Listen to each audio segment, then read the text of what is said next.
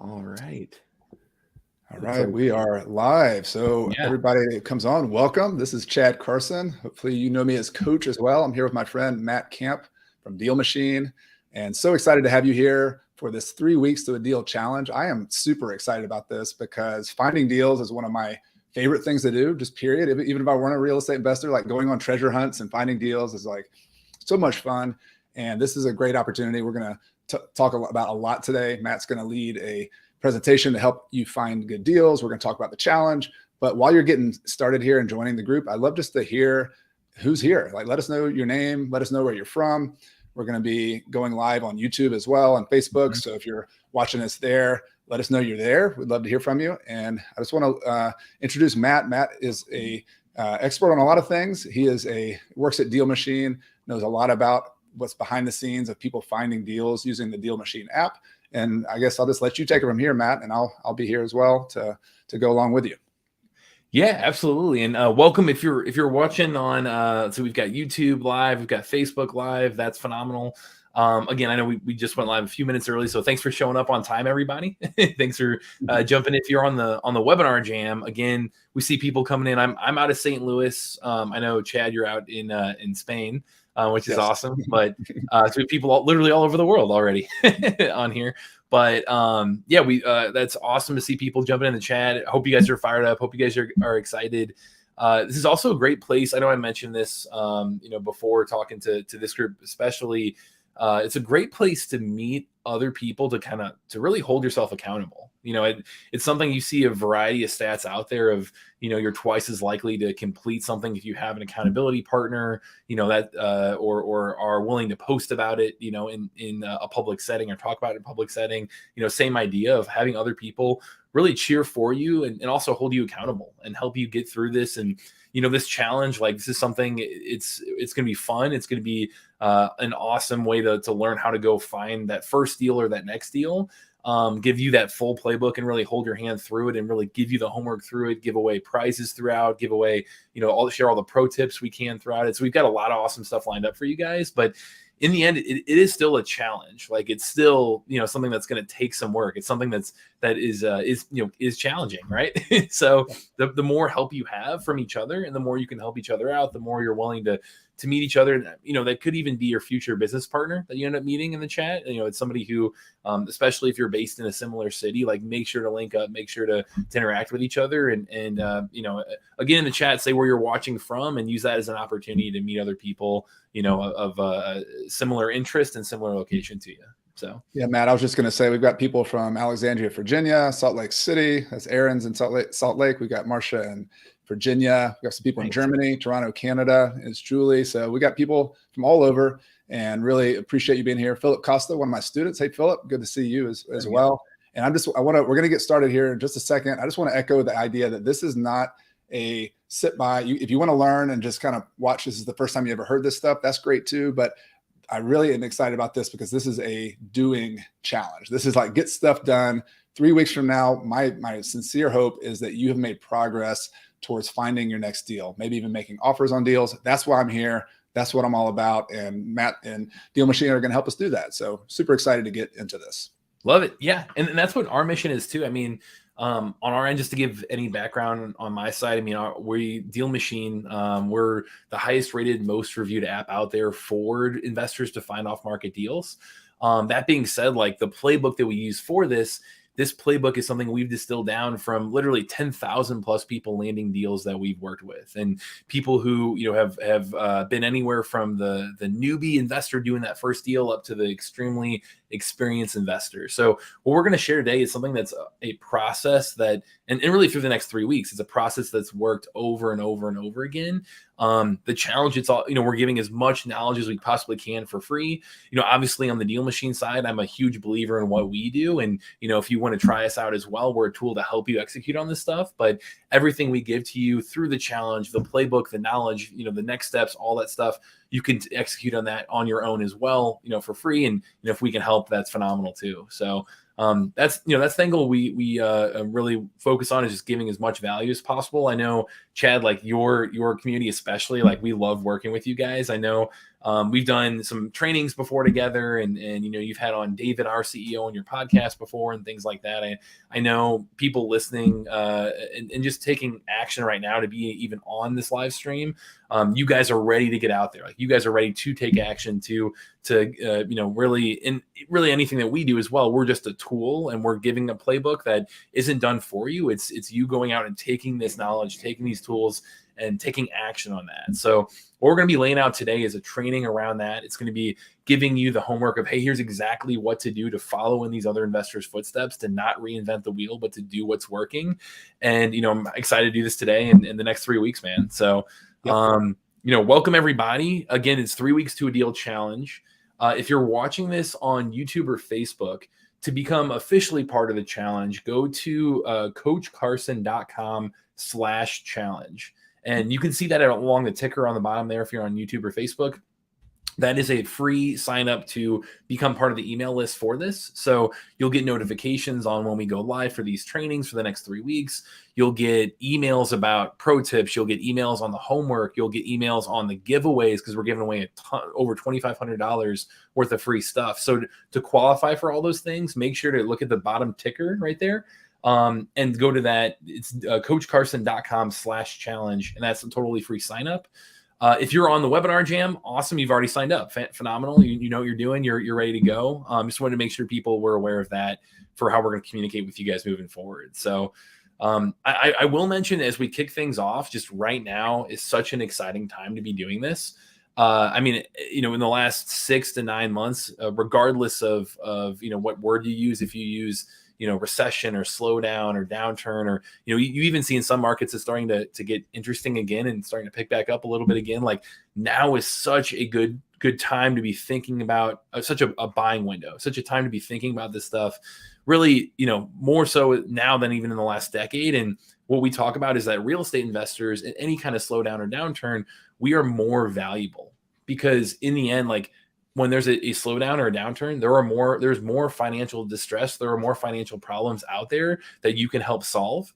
And you can use speed, you can use convenience, you can use cash, you can use all these different tools that you can offer to somebody that is in a situation where they need help. And, that's in the end what we're going to be teaching you today. Is we're not helping you make deals. We're not helping you find somebody who doesn't want to move, or doesn't have a property they want to get rid of, that you're convincing them or forcing them to do that. We're looking for people who are motivated, who do have a problem, who would be willing to work with you and willing to work with you to solve that problem, rather than going through on market, or being able to or they can't go on market, or they have hundreds of different situations that you could come in and add value to, using speed, using convenience, using cash, using the tools that you have at your disposal. So that's what we're going to be talking about today, is how do you find those people, and how do you build that initial list of people who might fall into that bucket. And Matt, I'll just make a comment about the market. And it's been an interesting week with the bank failures and everything going on. It seems like every week's kind of like a highlight week, just wondering what's next. But the comment I'll make is, I've been investing for 21 years now. I started in 2003. I survived through the downturn in 2008 and 9 with a bunch of properties and buying stuff. And so I've seen different markets, and the biggest skill that you need to have to be able to survive and also just thrive through all these markets is what we're talking about today. There's some other things you need to learn in real estate, of course, about financing and about being smart with your debt, and there's some other issues there, but finding good deals is the number one skill. And it's something that helped me a lot through all the different markets. And I'm a big believer. And what Warren Buffett says is that trying to predict exactly what's coming next is not the game you should be playing. It's really hard to do that. So you should always be prepared for different things. So I'm not sure what's happening next in 2023, but I have the sense and have the feeling that things are changing. You probably felt that too. Interest rates have gone way up. There's differences in the market.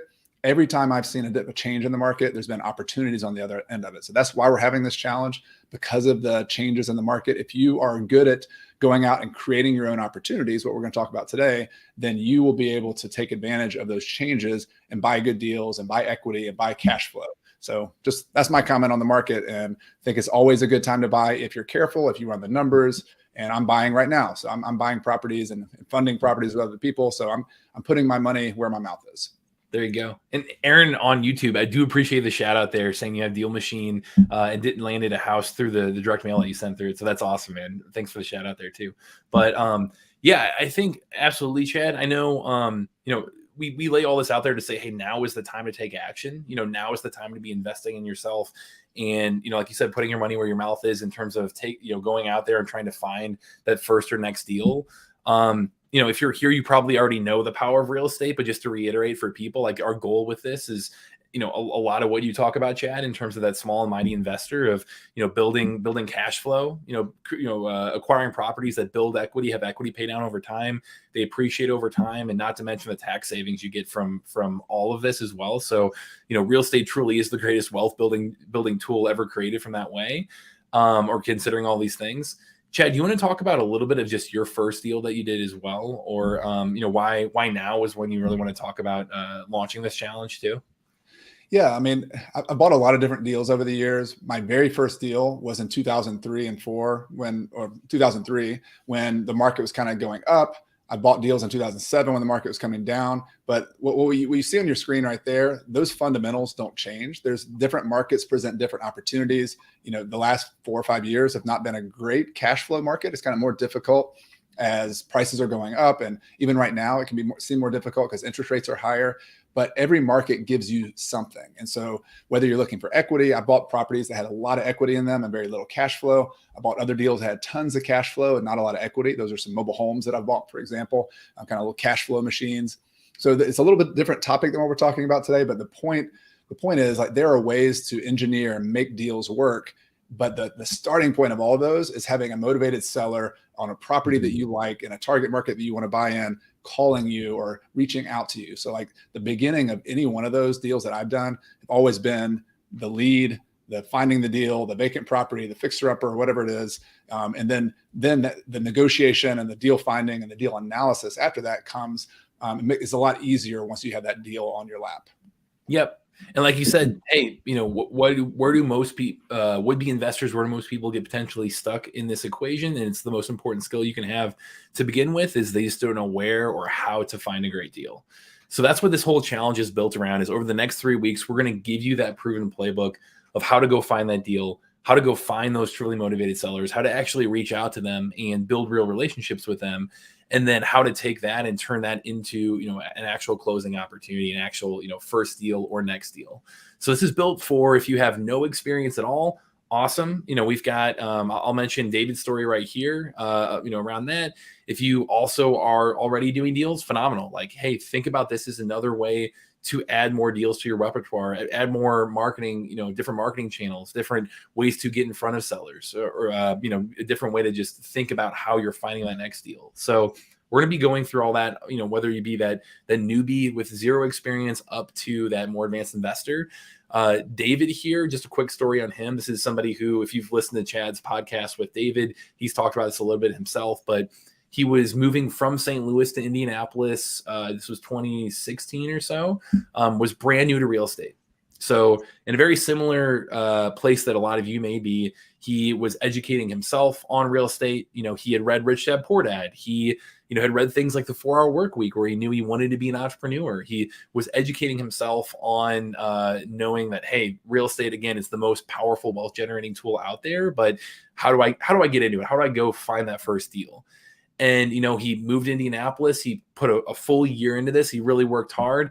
And, in 1 year, he had the dream car. He had the dream vacations. He was living on the beach. Not quite. Did not quite get there in 1 year. He had those aspirations of like why he wanted to get into real estate. But, it's definitely, for him, it was not a get rich quick scheme by any means. It was him thinking long term, okay, hey, I know I value real estate, but how do I go find a deal? Well, hey, let me go start taking action. And along that journey, he learned a lot of lessons.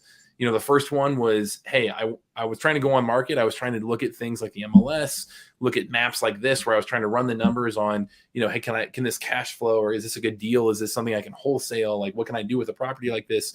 And for him, it was just finding or trying to find a needle in a haystack. Like him trying to run the numbers like that, it was extremely rare when it actually would be a good deal.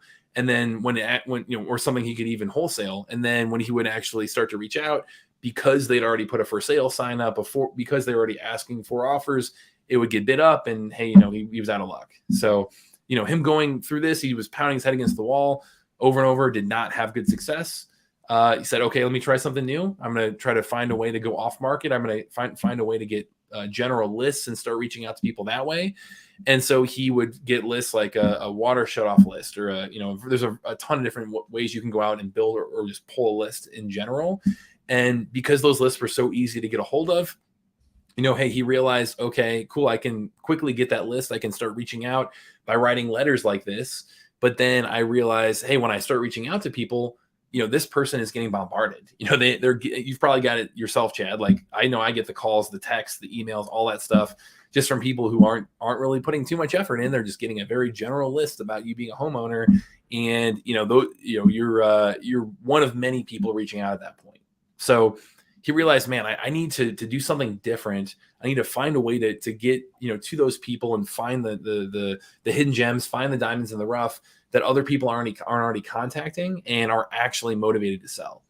And so he heard about this thing called Driving for Dollars. He would go to RIA groups, he'd go to meetup groups in Indianapolis, and he had friends there starting to tell him, hey, just drive around and look for rundown properties, because those are not going to show up easy on a list. They're not going to be easy to just pull and find right away. Go start to contact people directly who own those. And as he was going through that process, he realized, okay, cool, I'm finding the right leads because I'm finding houses like this. I'm driving around, I'm writing down with a pen and paper. Chad, I know you went through this yourself. Wrote down with a pen and paper all the addresses here. Figured out, okay, cool, here's a rundown house. It's a potentially somebody who would be motivated to sell it. They, for whatever reason, they're just not keeping up with the physical appearance of this property. And David came to learn over and over and again that is the number one indicator of a motivated seller is that property, does it have the tarp on the roof? Does it have gutters falling off? Does it have, boarded up windows? Does it have, even less subtle signs? Like, one example I use is one of our first hires, he drove past a house. It was like now, March, and they had Halloween decorations up. It's things like that where, okay, they missed a few major holidays. Okay, things like that where for whatever reason the outside of the property is not being kept up with. That signal is showing you that, okay, hey, this owner, for whatever reason, it might be vacant, it might be an inherited property, it might be somebody who can't keep up with it, it might be somebody who they're being foreclosed upon. It could be a variety of reasons. Hey, for whatever reason, that you can solve, those are all opportunities for you to solve. Create that list and reach out to them. And for him, he would write down that list physically, write on a piece of paper. He would drive around and he would try to reach out to those people and try to figure out, like, hey, what's the situation with the property? I'm gonna look up for information to contact them. I'm gonna try to reach out to them one at a time. And he would drive by 6 months or a year later and see, hey, this house is all fixed up. Awesome. But I didn't do that. Like, I'm missing out on this opportunity. I don't know, somebody changed the situation of this property. Someone transacted on it. Some investor came in and fixed it up, but it was not me. And he realized that, hey, he would spend all this time sending out that first postcard, sending out a piece of mail, doing one thing to get in touch with them. Then he'd sit back and wait for people to contact him. And that just doesn't work. Like, that's something that if you only do one outreach method, which you'll learn later on in this challenge, like, hey, just doing one marketing piece to somebody is going to give you an extremely low odds of being the one that actually does the deal, even if it's a qualified lead, even if it's the right person to be talking to. So, Chad, I know you had a similar experience initially, writing down addresses and stuff, but.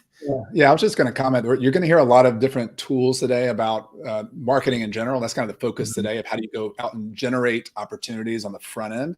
And I'm just going to give you like kind of a preview of that. Like, however you decide to do this, one of the most important things to know, you need to understand that finding good deals is a funnel. Like you might have heard of this in sales and other kind of business type conversations. You start at the top of the funnel with a lot of leads, and there's a lot of opportunities coming your way. And you kind of filter it down until you get to the lower part of the funnel, which is a smaller number of actual deals at the bottom. And I would say over the last 20 years or 15 years, I've been coaching people, and then 20 years in my own business.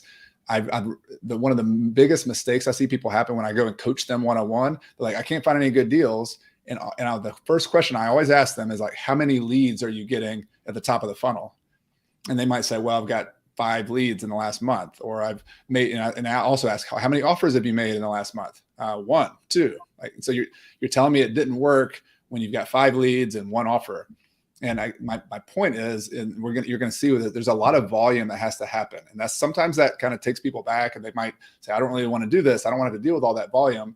That's the downside of that, is you have to be organized. Like, you really have to organize all of those leads coming in. You got to be able to deal with that. You've also got to be able to stay organized with offers you make and follow up. And so David's story is very real to me. It reminds me of a lot of deals that I've gotten over the years where I had to follow up. Probably the longest I had to follow up one time was 6 or 7 years with someone. Wow. And I made multiple offers to this person. I met them in person. Unfortunately, the person ended up passing away. And I had met he and his wife one time when I made an offer, and his wife after that followed back up with me, and I bought this triplex in Clemson a long time afterwards. So the point is, I guess my whole point of that is, number one, there's a funnel. You got to have some volume here to make this work. And that's part of what our homework's going to be today, sneak preview of getting a little bit of lead generation going. But then after that lead generation happens, you got to be organized. And you can do it with a paper and a pencil like I did back in the day. You can do it with an app like Deal Machine. That's one of the reasons I'm a big fan of Deal Machine. It just takes all of the kind of stuff that you could do manually, and it just builds it all into a system.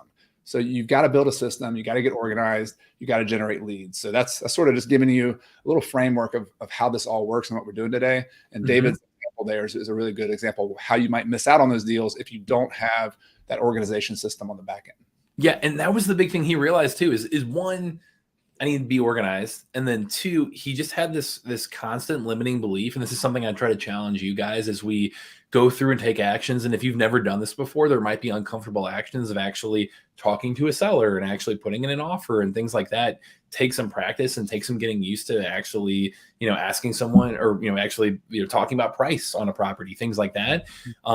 David's big thing that he had to overcome is that he had just such a limiting belief that he felt like he had to know everything before he could take action.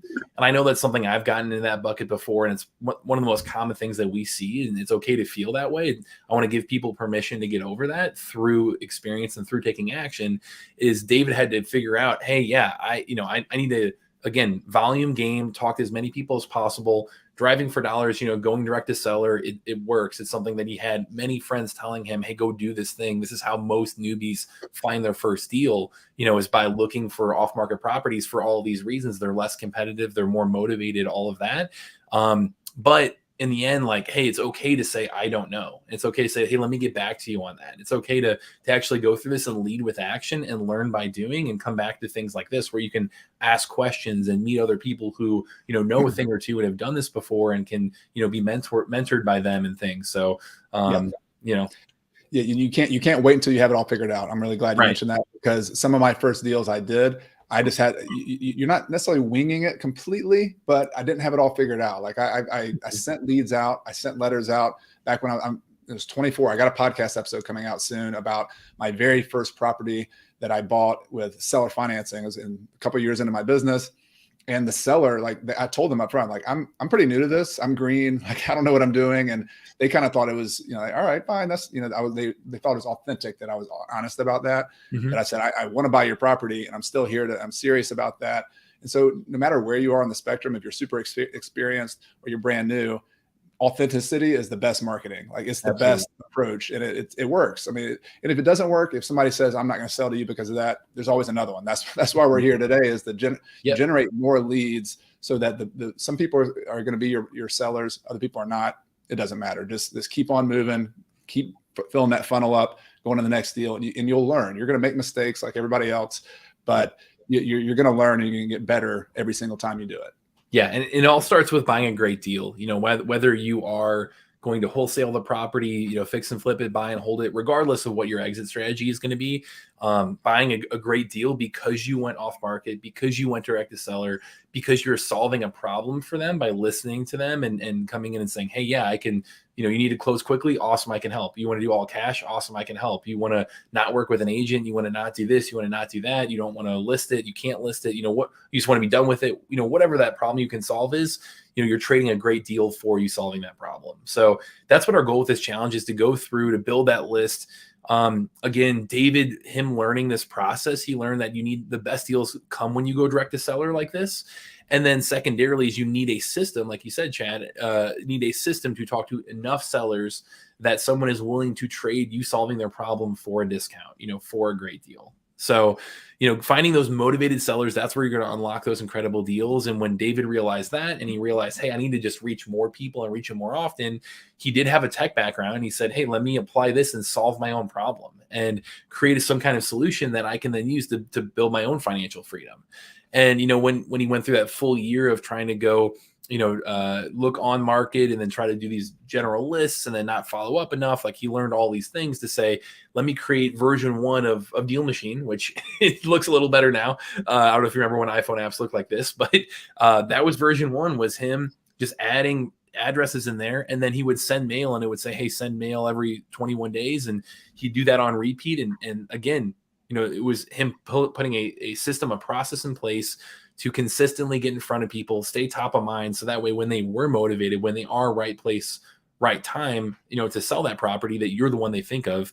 And that started to work. That was something that 7132 Grandview here, he purchased the property, 44K, renovated it quite a bit, amazing monthly cash flow from it from there. Great value and equity built in because he added that value. And here's what that looks like today.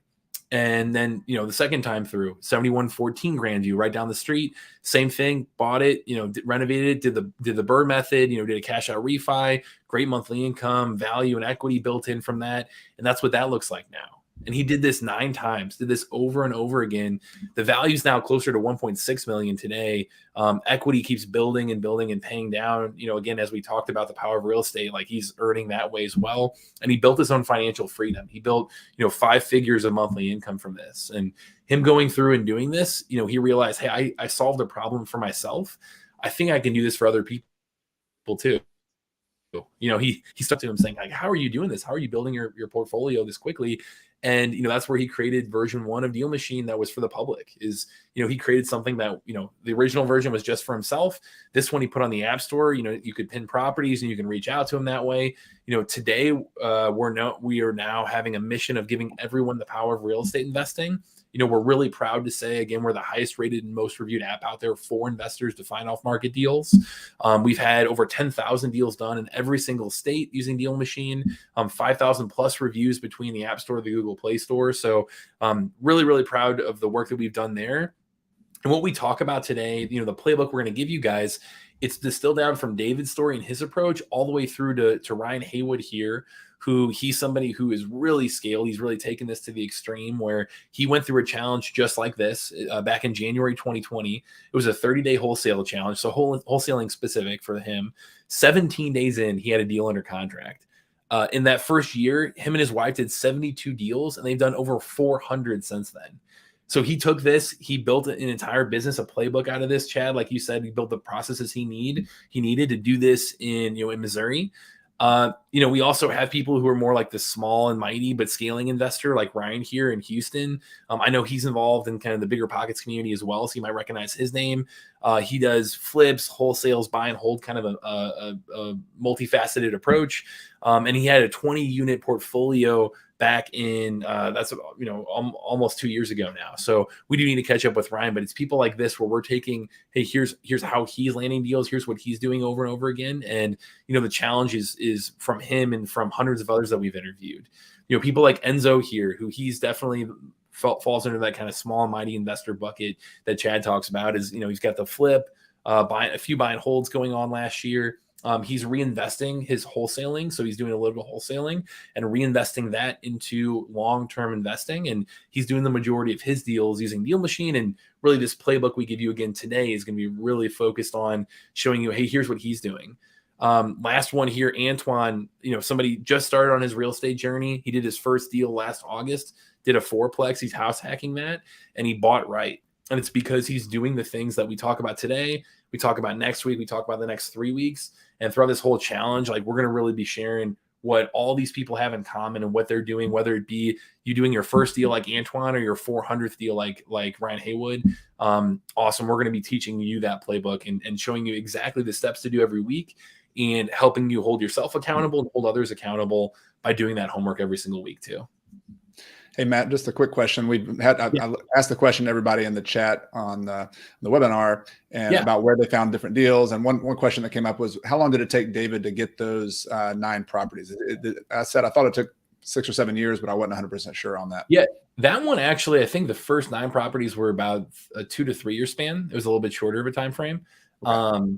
And then he's an active investor still today, so doing a lot of this stuff today. But yeah, any other questions or? No, we've just been sharing some stories. There's been a ton of different deal sources. I asked them, has anyone bought an off-market deal here in the chat? And we've had people talking about Facebook Marketplace. Somebody mentioned they got one from one of their tenants, a referral. Another one from a neighbor had a large dumpster in front. There's some people who bought it through companies, rent to retirement. Another one has bought all of them are off-market deals from Google AdWords and a website from Chris done that. So I just wanted everybody to see how many different ways you can find deals. We're going to be talking about a couple kind of core sources here, but if you start focusing on off-market deals, so many different ways, you start noticing them all over the place. Yeah, and this really supports a lot of those things. Like, we're not saying only do this, but we're saying, hey, if you nail this one initial way to go find deals, to go out there and build your list, market to that list, and start closing deals, other things will naturally emerge from that. And you need to start somewhere. Like, it's much better to get good at one specific strategy and then, be halfway decent at, 15 strategies, right?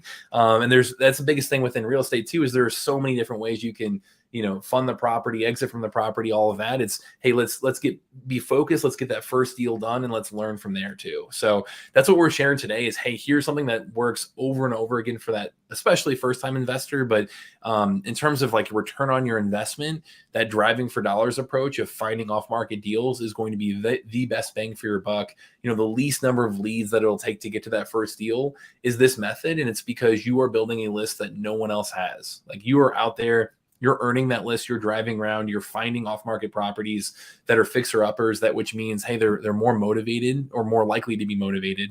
And also, they're not just on some bulk list. They're highly likely to not be just on a list that you can get anywhere else. So, they're going to have much, much less competition, much less investors or anyone reaching out to them, inquiring about that property. So that's our goal with this challenge is, hey, find the best bang for your buck, find the best strategy to get out there and get the best return on that investment too. So awesome. So quick rundown before we get to the trading today.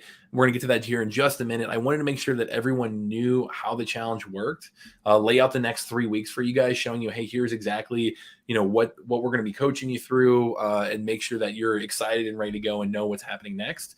Again, if you're on the YouTube and the Facebook, check that ticker at the bottom right there. It's coachcarson.com/challenge. That is where you can register for free to make sure that you always get the homework, you're getting the emails, you're getting the pro tips, you're getting the giveaways, all that stuff is sent out through there. So make sure you're on that list. If you're in the webinar jam, awesome, you're already on the list. That's great. So you're already off to step 1, check. Let me see here. So really quick rundown how the challenge is going to work Mondays. So I know today's Tuesday. From here on out on Mondays at this exact same time, we're going to be doing live trainings just like this. And, today I know we have a little bit of more of a setup to really show you, hey, here's why this challenge matters. Here's how to get in the right mindset. We're going to be doing the training here in just a minute, but from moving on for week 2, 3, and then a recap after we're all done. Monday is going to be the day to do that. So Chad and I are going to be on Monday, same time, 1 p.m. Eastern time, to do these trainings, to give you that playbook, to help you overcome your challenges, answer questions, and then assign the homework for the week. After that, on Tuesdays, Wednesdays, Thursdays, we'll have emails going out on most of those days saying, hey, here are the pro tips. Like, here are the shortcuts. Here's how you can do things more effectively and more efficiently than other people. And, so really pay attention to those pro tips. We'll send out the replays of this as well. Like, everybody, we're going to be sending out likely tomorrow the replay of this recording. So that way you can be able to go through and make sure that if you missed anything today, or if you were trying to take notes or didn't have a chance to take notes, awesome. We'll have all of that there for you too. And then on Fridays, again, we're going to be doing giveaways. This week we have an $800, it's worth $806, in value free giveaway to one person who completes the homework this week. So We're going to give you the homework. We're going to send it out over email as well and say, hey, reply to this email, and you're going to get the you enter as a chance to be randomly selected to be a winner for that giveaway this week. So make sure to again, it's coachcarson.com/challenge. If you're on the YouTube or the Facebook, check that ticker going across the bottom. Make sure to register there, so that way you will get that email about the homework, and just make sure to keep paying attention to your email there as we go through this whole thing. And that's going to be the primary place that we communicate with you guys. So that'll be right there. Chad, do you have anything else that you want to cover before we jump into the actual training here? Or no, I just want to encourage everybody to do the homework. I mentioned this at the beginning of the call. This is an action-oriented challenge. Like we you can go listen to YouTube videos, which I hope are helpful for you. You can listen to my podcast, which I hope is helpful. But the purpose of this is your progress. Like my hope at the end of this 3 weeks is that I get a ton of emails from you saying, here's the progress I made. Here are the leads I generated. Here's the letters I sent. Here's the sellers I talked to. Like that is success for this challenge. And it's your success. Like this will work but you're going to have to do the homework. So it's kind of like, you're like your fifth grade teacher or your middle school teacher or your middle school, like basketball coach or something. I'm that guy who's kind of saying, do your homework. Let's go do this thing so that you can make some progress. There you go, Coach Carson. I love it. Yeah, and that's something too. I mean, that gets us fired up too. Whenever you're winning and you do that first deal, like we're excited to shout that out, to share that with the group, to have you inspire everybody else too. So, okay, awesome. So if you're ready to take action, ready to get out there, what is that action to be taking? Well, that's what we're going to cover in today's live training. Again, I'm going to show this off inside a Deal Machine to be able to really give you nitty-gritty details of here's what to do. If you do try out Deal Machine, it's just that dmcarson.com is the short link to get there for the free trial with a bunch of bonuses. It's a 7-day free trial. You get hundreds of free skip tracing / postcards. So a bunch of free, it's $30 in free marketing credits inside the app. So if you do try us out, awesome, go that way. I mean, we're a tool to help you execute on a lot of this stuff. But even what I show you today inside Deal Machine, you can do this by hand as well if you don't want to go that route. If you want to do it yourself, you can. We have plenty of people who complete the homework that way and do it through a spreadsheet or pen and paper or anything like that too. But we want to give you that option of, hey, if you want to try out Deal Machine, even for just 7 days, for the beginning of this challenge, go to that link and it'll help you do that too. So what I'll show off inside a Deal Machine here today is, the exact action steps to be taking, but the concepts of what I talk about, like that is your goal to be executing on throughout this challenge. I will mention, as we go through this, goal setting is absolutely key. Like really understanding, how many leads do I need on my list to get to that first deal? Like that's probably the number one question that we'll get of like, okay, what, how big of a list should we go out and start building? And what I can share there, there's really 2 magic numbers that we talk about. This is us looking at the data, looking at, again, tens of thousands of people who have used Deal Machine or are real estate investors and have tried this driving for dollars approach. The first number is the number 100. And, I'm not saying that it only takes 100 properties to get to a deal. Plenty of people that does happen for. We do have people who, one guy in San Antonio, Quentin, I'll use this, this example every so often, but, he's on our YouTube channel doing this because we were filming live as it happened. But the 4th person that he got in touch with, that he reached out to by driving for dollars, he did a deal. So it's like, it can happen. You got to be right place, right time to do that. Like that, the whole goal of this is a numbers game. You need to reach out to as many people as you can and do it as often or, enough times that you are top of mind, that when they are motivated, when they actually have a problem for you to solve, that they think of you as the one to solve that problem for them. So, 100 is a magic number that we see. Hey, your first deal may or may not be in 100, the first 100 leads that you add to Deal Machine or reach out to, period. But in those first 100 leads, on average, we look at the data and we see, hey, if you add 100 leads, you are building the right processes, the right systems in place, the right habits that you're statistically likely going to stick around with this and continue to build and see momentum going and really see that snowball rolling, where it's like anything where you get a healthy habit in place, you're eating right, you're going to the gym, you're doing stuff like that, where you are getting a great habit, nailed down. That first 100 leads, that first part of that habit is the hardest part. It's getting on there. It's building that into your schedule, and it's putting yourself in the right mindset. It's doing the right actions.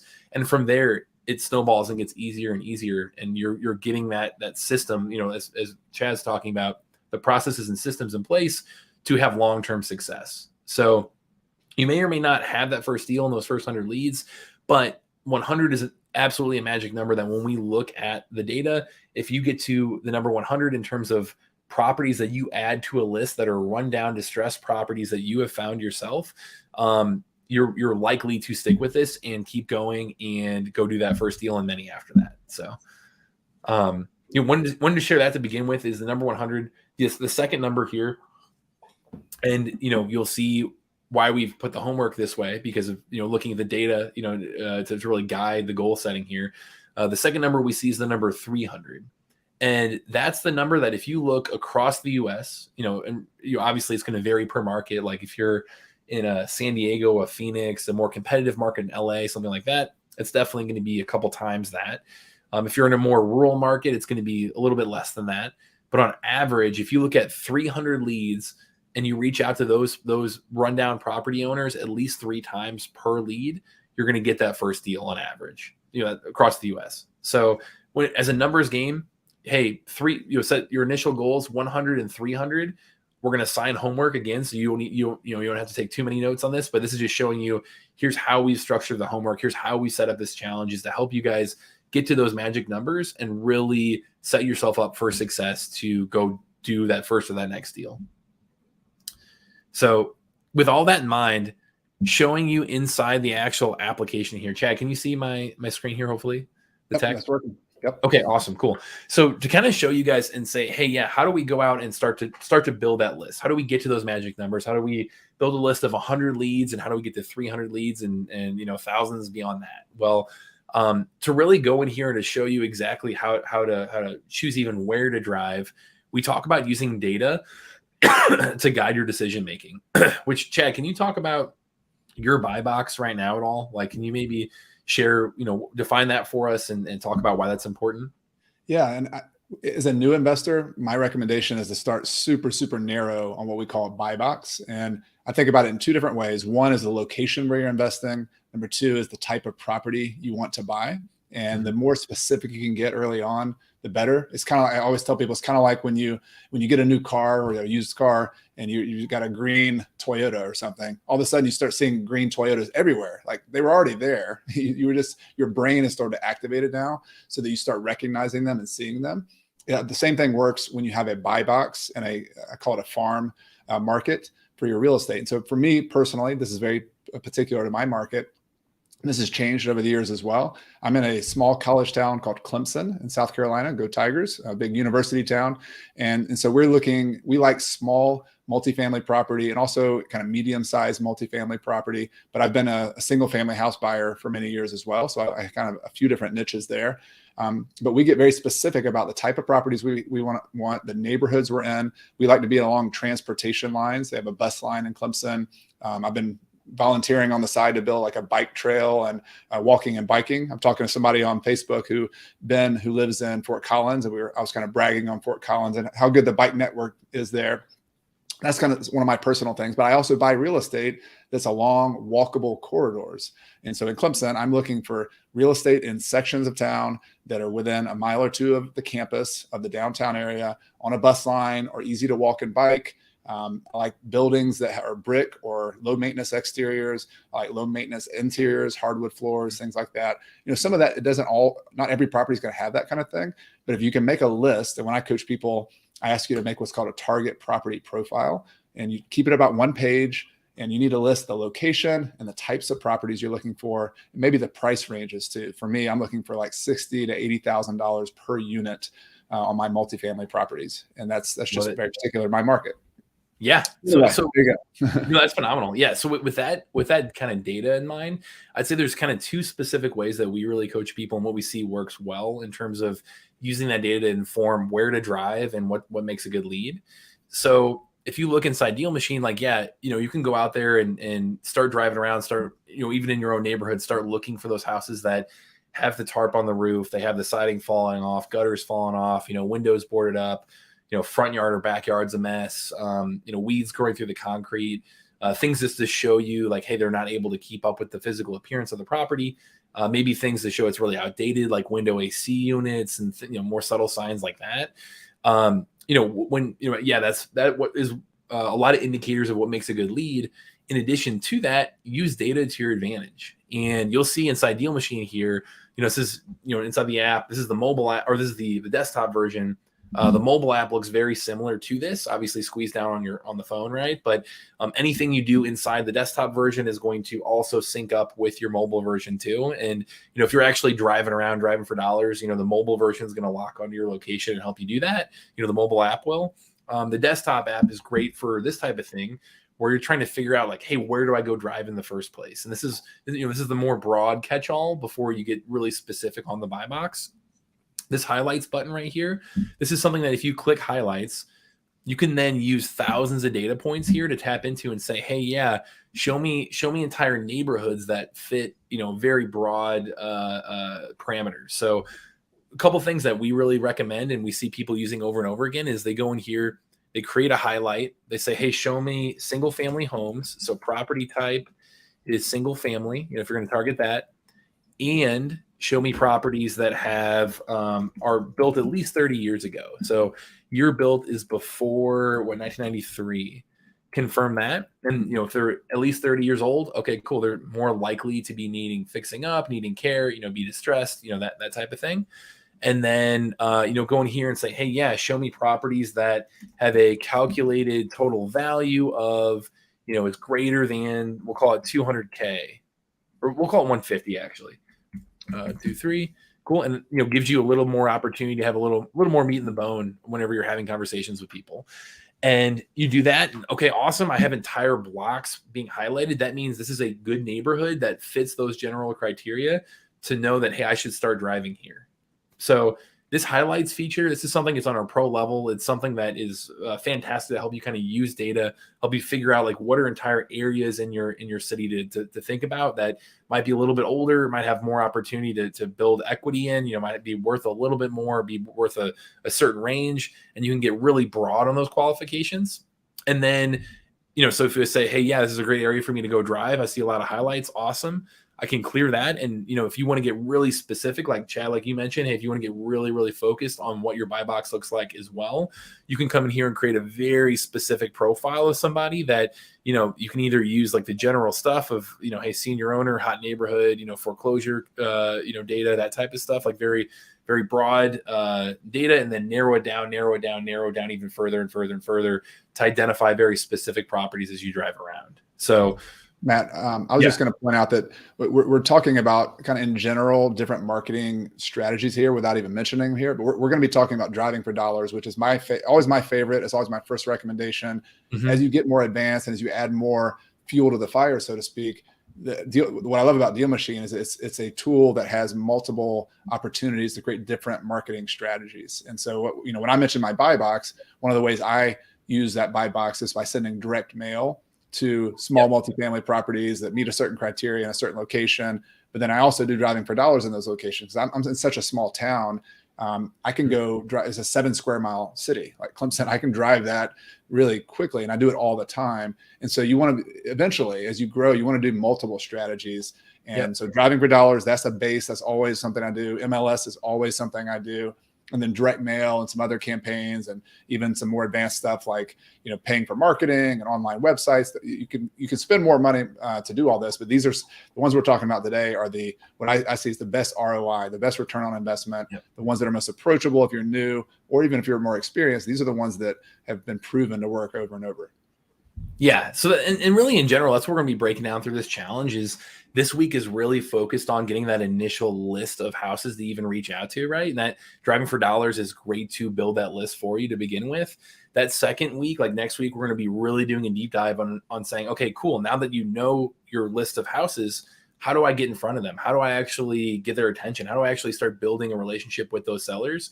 And we're going to give you a multitude of strategies to do that, direct mail being one of them, to get in front of people that way. So that's really how we break it down is this week, we want to keep it really simple, straightforward of, okay, go out there and start to build that list of properties by driving for dollars. And then week 2 is, okay, now that you have that list, we're going to really show you, hey, here's how to reach out to them. Here's how to have that kind of multitude of marketing strategies to get in front of those people. So that's today.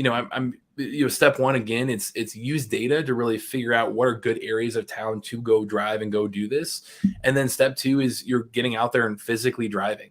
You're looking again for the tarp on the roof, the siding, the gutter issues, the window issues, the front yard, backyard issues, all of that stuff. You're looking for that, and you see these black dots all around you.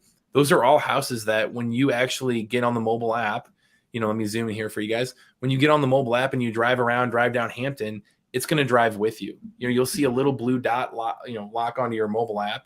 And as you drive down the street and you see, hey, let me turn on, Itasca right here. And I see 5751 Itasca in real life. It's a rundown property. Okay, cool. Let me click on it in the app. Let me look at more information about it. Let me add that lead.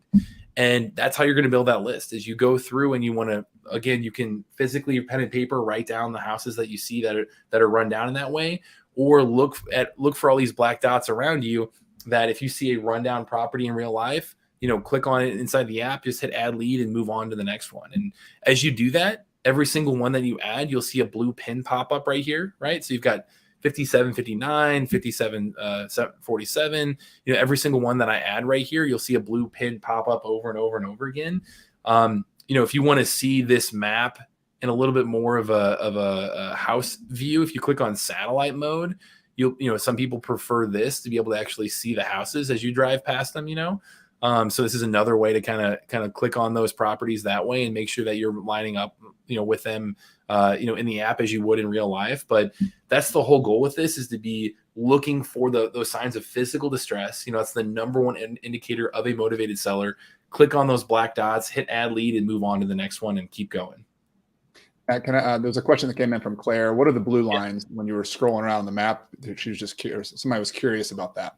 Yeah, so these lines right here, good catch. Let's see as we load up here. You'll see green. They're actually green on the map here. There you go. Here's one. So these green lines, this is our route tracking. So as you drive around, and I'll show you, you can do this virtually as well. I'll show that here in a second. But as you drive around, physically drive for dollars, you'll see a green little tail pop up behind you. And over time, you can see that, on the map options here, you'll see that turns yellow at 6 months and red at 12 months.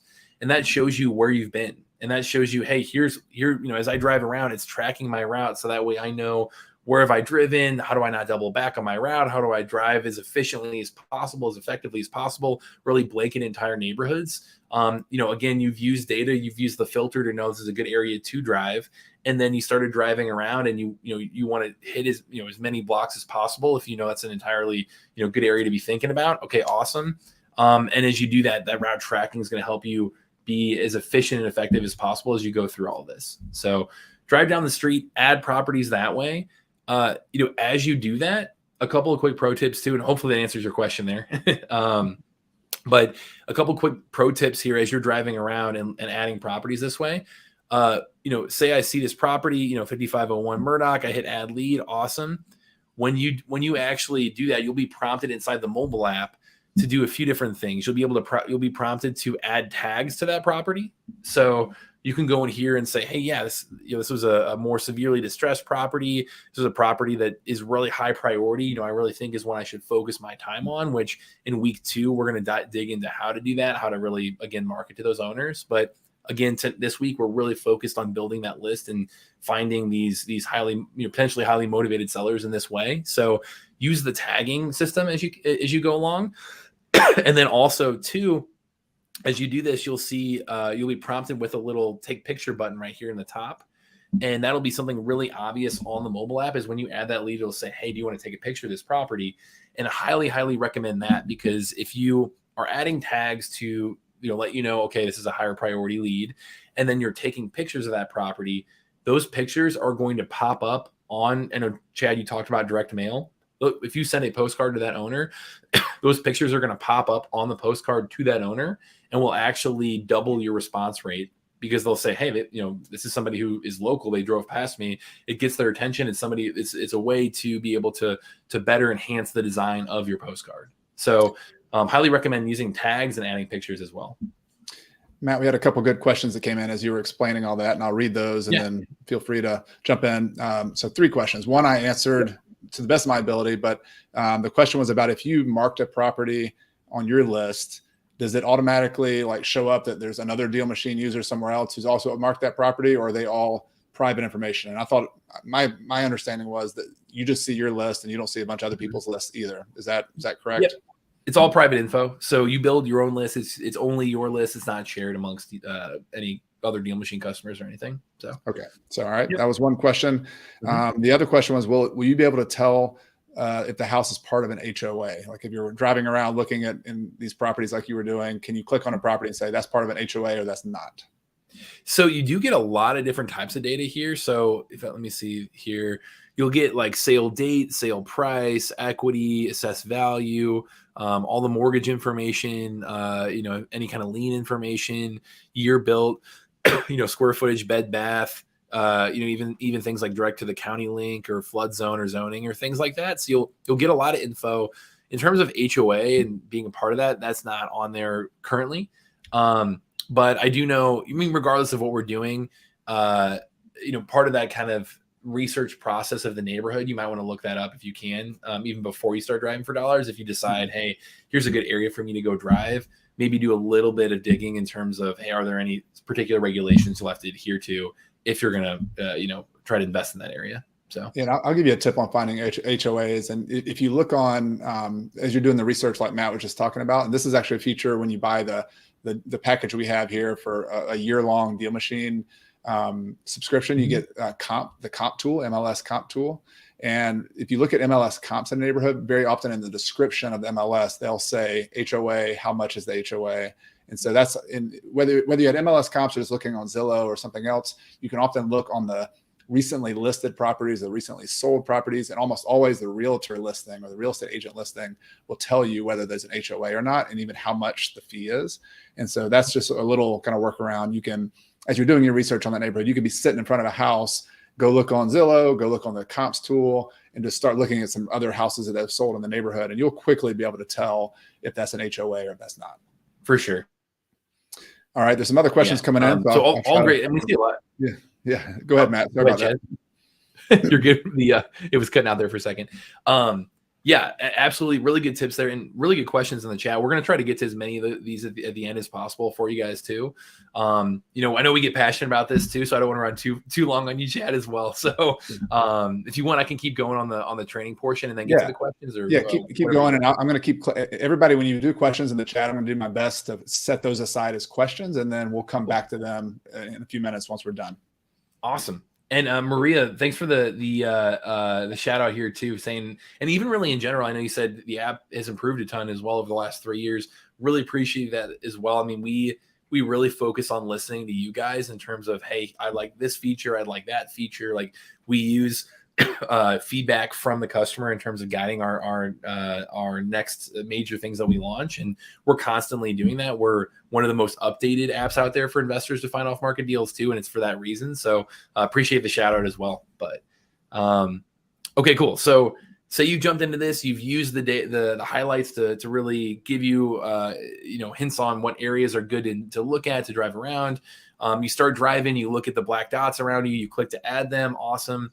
Again, as you look at each individual property, you first and foremost, you want to rely on that physical distress to qualify that lead. But as you're doing that too, hey, you can also look at things like sale date, sale price, equity percentage, things like that to help you figure out, year build, that type of stuff to really help you determine, hey, is this a good lead or not?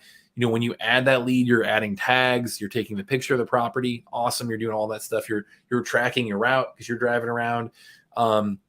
Two last things I want to show off. One is you can, and these are really kind of alternate ways to not just have you physically drive around and add leads. And without getting too complicated, I want to show off two additional ways to drive for dollars, get the benefits of driving for dollars, get the benefits of finding these off-market deals that have physical distress, those diamonds in the rough that won't show up on other lists really easily. It's the most motivated and least competitive leads out there. I would say, the two kind of additional ways to be thinking about this and to kind of use your time most wisely. One would be by adding drivers to your account. This is something, if you are on our pro level plan as well, you can go in, click your profile, the top right. You can go to team right here, and you can say, hey, let me invite by email a new driver. I've got Elliot here that I've added him as a driver. He can only add leads. He's not messing with the CRM. He's not adding, messing with our billing, any of that kind of stuff. But he's somebody who I can go in and just hit add lead, invite him by email, and they can then start doing this too. And, this is a way to kind of continue to find new ways to build this list faster and faster, is having friends, having family, having, even people that you can do a job posting looking for this. Like, there are a ton I can do a whole nother follow-up, masterclass on building a driving team, but just know that, hey, you have that feature there if you're on the pro plan to be able to add leads. And you might hear the term bird dogs. Deal finders is something that is a common industry term for that person. You can do that inside Deal Machine to have them go and continue to build this list with you and for you too. So, I wanted to make sure you're aware of that as an option. And then secondly, the virtual driving for dollars option, this is something that is really, really awesome for people who, maybe they, maybe they have, maybe you have a day job and it's really hard to get out during the day, or maybe you drive around, or maybe you're trying to invest in a market that you're not physically located in, or maybe it's just bad weather where you're at and you can't get out for the day. Using our virtual driving for dollars option is another really awesome tool to be able to do a lot of the benefits of looking for physically distressed properties, but doing that in a way that you don't have to actually get out yourself and drive around, and you're essentially like clicking for dollars. It's pretty fun and easy actually. So if you go to this top right corner and hit start driving, let me show this off here for you guys. You just click anywhere on the street, hit start driving. Awesome. And that just imports virtual driving for dollars directly into Deal Machine, where you can see on the bottom right corner, as you turn around, the map's turning with you. But the same exact idea of looking for physically distressed properties by clicking for dollars, by, driving down the street and looking for that actual distress. This is a way to do that too. So you can do this again in any market, anytime, anywhere. I will mention, and I saw somebody ask in the chat, like, how long is our data, or how often is our data updated? Within the app, it's every single morning. We actually update. We have it syncs up our database in terms of all the stats of that buyer. So everything you see here, that syncs up once a day. But if you're looking on this virtual driving for dollars, one thing we also ask is like, how updated are the pictures as well? How updated are these images? It's all based on Google. So, it's Google Street Pick. That's all included in, it's all imported inside a Deal Machine, and we just run our data over that over that layer. So similar to how you would drive around and look for properties, in the physical world, anytime I look at a property inside the Street Pick or inside Google Street Image, it's going to pop up that information right here. When I go through that, if you kind of can see it a little bit on the bottom right hand, you can see photo taken May 2022. That'll show you and say, hey, here's the last time that Google drove through the street, which I think in most major markets, like if you're in a top 50 market, the majority of your neighborhoods, it's going to be within the last year or two. But there are plenty of places where it's been a couple of years. It's, 2017, 18, 19, or 20, And in those situations, probably the best pro tip I have there is when you look and see that, say this said, hey, yeah, this photo was taken in 2019. Well, if it's a really rundown property still on the image, click on that property and look at the last sale date, which, this wasn't a great example within St. Louis. Let me see here if I can find a little bit of a better sale date for you guys. But, if you look at that property, you can say, hey, yeah, this particular property was May 2022, corporate owned. Man, St. Louis does have a little bit of funky sale date data, but the main idea here is if you're looking at that actual physical distress, on the photo, and then you can figure out, hey, this sale date was actually longer ago, then here you go. So sale date October 2020, photo taken May 2022. Awesome. This was has not been sold since that photo was taken. So highly likely that this owner still owns this property and is probably in that very similar condition. So, even if it was taken back in 2018, 19, and it's really run down, but it hasn't been sold since 2016, could still be a really good lead. So cool. Anything else there, Chad, in terms of, virtually driving? I know we're running a few minutes over here for you guys, but wanted to give as much detail as I could. Now, I think there you have to kind of go with where you are as an investor. I know there's a lot of out of town investors, and there's unique challenges and there's unique opportunities depending on if you're local or long distance. I found a lot of the long distance investors that I've worked with who've been successful as students have been very analytical. They have to rely on the data. They have to rely on other team members, and so they really have an objectiveness and they kind of stand apart from the data. And not to say you can't do that when you're local, but sometimes when you get local, you can get on some sidetracks, you can get emotionally attached to properties. So there's pluses and minuses. If you're long distance, you can use a tool like this to build a list, to send out letters. And we've seen people be successful with that. And you can hire other people to drive for you. You can have your realtor. You can have other people, if you know some people locally there, just have friends there. They can, add properties for you. So there's a lot of cool use cases for doing that. But you just have to start with where you are and what your strengths and weaknesses are, and then build your marketing plan around that. Yep. There you go. And that's what our whole goal with this is, to really show you, hey, get out there, start adding those leads, start, looking for physical distress above everything else, because that is the best list you can create. Then again, top indicator of a motivated seller, and, way less competitive because you're finding properties, you're building this list that only you own. Right. So, as you're using this, you'll see right here as well, you'll see the route is being tracked as well. I know we had that question earlier. You'll see here's the tail of the route that I just clicked for dollars, right? That I just virtually drove for dollars right here. So that's the goal, is go out there, find physical distress.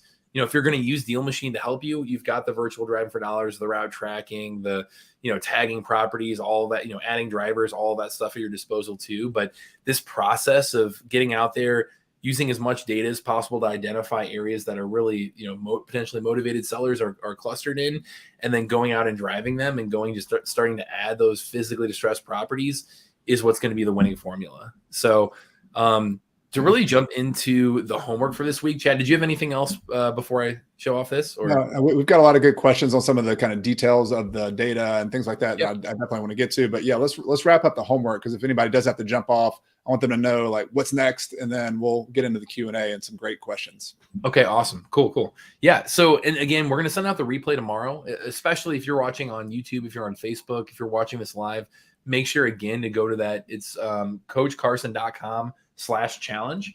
It's the ticker across the bottom of the screen right there. If you register there for free, you're going to be able to get all of this stuff, the follow-up replay, the the homework, all that stuff emailed out to you as well. So make sure to be going there. If you're going through this and you're on the webinar jam, awesome, you're good to go. But the homework for week 1, going through all this. Now, remember that magic number that we said, 100 leads. That's where you're going to really snowball. That's where you're going to really build the right muscles, be able to do this over and over again, and be able to really put the right processes in place that we know, hey, you're giving yourself a good chance at being successful over the long term. That first threshold is 100. So week 1, it's a challenge. It's not going to be easy necessarily. It is simple. It's very straightforward. Go find those distressed properties. Go find those rundown properties. Make a list of 100 of them. Awesome. Somewhat self-explanatory there, but that's your home for week 1. That's it. Is get out there and get to that magic number. Put the right things in place. Do the right exercises to get to the, to start to build out these systems to get to that magic number 100, because we see once you hit that, you're highly likely to stick with this snowball, to go do the right actions that get you to that first deal and get you to as many deals after that as you can possibly, get to. So, start with that for week 1 is that homework. Again, the week 1 giveaways on Friday. So pay attention to your email. You're going to respond there, showing me that you've added those 100 leads, showing me that you've completed the homework, and you're going to qualify for that giveaway that's worth over $800 this week. We're going to announce the giveaway winner on the week 2 live training on Monday. So again, Monday, same time, we're going to do this next training on how to actually reach out to those 100 leads that you've added to this point. But the homework is going to be sent out over email. If you do that homework, if you complete that homework, if you show me evidence of that completion, you're going to be added to that giveaway for Monday's live challenge, my next live training. So that's how these will work, is every Monday from here on out, we're going to do the live training. We're going to show you the deep dive. We're going to give you the homework. We're going to answer your questions, and then pay attention to your email throughout the rest of the week, and then show back up again on Monday with the homework completed and showing, hey, I'm following through, I'm doing the right things, I'm going to be, successful long-term from that. Now, before we get in the questions, Chad, really quick, did want to share those 2 special bonuses. I know we've been talking about this throughout the whole thing. It's just that dmcarson.com link. Let me put that up for you guys inside Webinar Jam. Let me see here. Cool. Awesome. It should be an easy one click if you want to try that out. Just dmcarson.com. Again, it's a 7-day free trial. Everything we're doing in this challenge, all of the knowledge, the playbook, all of that is free. Deal Machine's going to be free for a week for you to really try it out and really get this going, get that rolling. Would love for you to try it there. Always happy to answer questions. But then after that, it's investing in yourself and investing in technology to help you go do that first deal and many beyond that. So we wanted to kick you off with as much free stuff as possible. The 7-day free trial and then free marketing credits to help you on that. We've got a couple hundred free skip traces and postcards to reach out to sellers, which next week is going to work when we're going to do that big deep dive on exactly how to do that and, the nuances to that. But, we wanted to give you as much free stuff as possible in the meantime. So dmcarson.com is one option for you. The other one here, let me see if I can get to it. Yeah. If you're deciding to committing to this for more than a few months and you're like, hey, yeah, I'm going to fully commit to go doing my first deal and many deals beyond that. And you're ready to actually jump in and invest in technology to help you do that. We do have this annual deal that's going to get you way better pricing than you would just going through our website. So want to make sure we hooked you guys up with that too, where if you're going to do dealmachine.com/Coach Carson, that would be our Deal Machine Pro level account for 12 months. So all of the driving for dollars, the virtual D4D stuff we showed off today, everything on the map, the route tracking, the highlights. We have planned routes that come with that too. And then what we train you on the rest of the challenge, the mail, the CRM, the comps, all that other stuff, that all is included there. So everything we show off in the challenge would be included with this. We have List Builder, which is an upgrade within Deal Machine as a way to pull lists in addition to driving for dollars. That's totally free. You would get those couple hundred free skip traces and postcards. And then Chad, do you want to talk about that bonus you added there of the Deal Finder course that you have? Yeah, so this is a course I've been teaching for years now, and it's basically, it's almost like a cafeteria of options for how to generate leads. So driving for dollars is one. It's one of my favorites. MLS leads is another, but I have other. It's basically a course of all the different lead generation strategies I've used over the years, including many direct mail type lists, like sending direct mail to out-of-town owners, sending direct mail to tax liens, sending direct mail to pre-foreclosures, using signs, using ads. I used to do radio ads and different types of ads, websites. So it's a little bit, there's some more advanced strategies, but the point is we're going to get you started with the Deal Machine tool. But then as you're learning and improving your skills of finding more deals and you want to add even more leads to your funnel, that course will help you start adding those extra lead generation strategies to your plan. Yep. Love it. And had one question here. Daniel, you said if we have a subscription, is there a way to upgrade with this? Yeah, if you just reach out to me, just matt@dealmachine.com.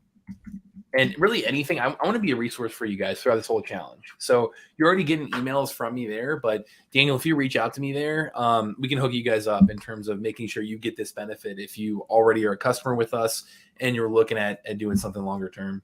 So happy to help. And Matt, Michelle had a question. I think other people have too. Just to repeat, how do you know if we completed our homework? Do we email you a list? So just maybe you could just mention again how because that's the mechanism that we're going to find out if you do your homework is what? Yeah, so that will be also through email. So on Friday, I'll send out the exact instructions of saying, hey, again, the homework, let me back up on that one more time for you guys. Here, let me do that here. Homework for week 1 is 100 driving for dollars leads. So go out and build that, whether you do it through Deal Machine, whether you write it down, whether you have a spreadsheet, however you get it done. And then, email that to me on Friday. We're going to be sending out an email saying, hey, reply to this email with evidence of that, of your completion of the homework. And that's how you are able to qualify for the giveaways. So I'd say just try to pay attention to your email there and make sure to respond to that before the next live training on next Monday. Yeah, so it could be a spreadsheet, could be a, you put them on handwriting, you could just send them a photo of that. Spreadsheets are probably a little bit better if you want to get organized here. Just use a Google Sheet, or if you use the deal machine, you can do a screenshot of that as well, right? Just send him some Yep. kind of evidence that you've done your homework, and then you'll be eligible for the prize. Yep. Awesome. And then Brandon, the Coach Carson's course is a part of this dealmachine.com/Coach Carson. So thanks again for bundling that in there, Chad, too. That's an awesome benefit for people. So it's actually a course I'm evolving my courses this year, and in the fall I'm going to be doing something a little different with some packages. And this is not going to be a course that I promote a lot to the public. So in the future, this will be something to be a little bit harder to get. And so getting it through the Deal Machine offer is the main way to get it in the near future. awesome. So I'll leave this up for people. Here are just 2 QR codes. Again, the left side is if you're going to try us out for free for 7 days. Awesome. Cool.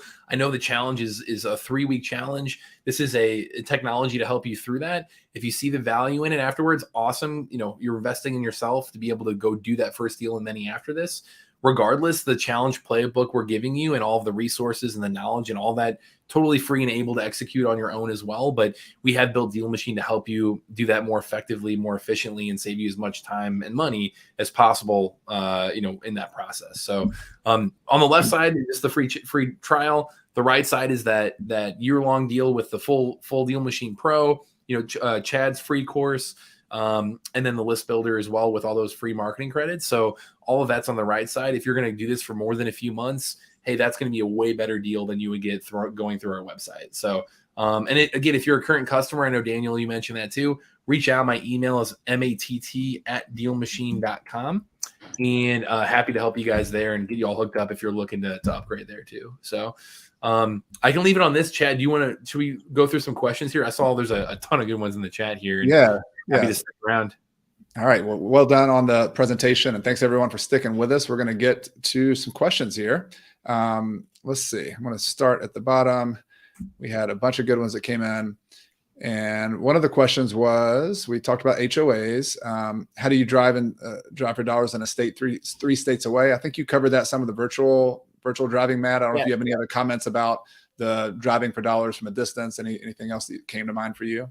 Yeah, the top 2 strategies would be virtually driving for dollars, so clicking for dollars inside the app, or you can add a driver. So like hire a bird dog in, that other state. Elliot was my example here.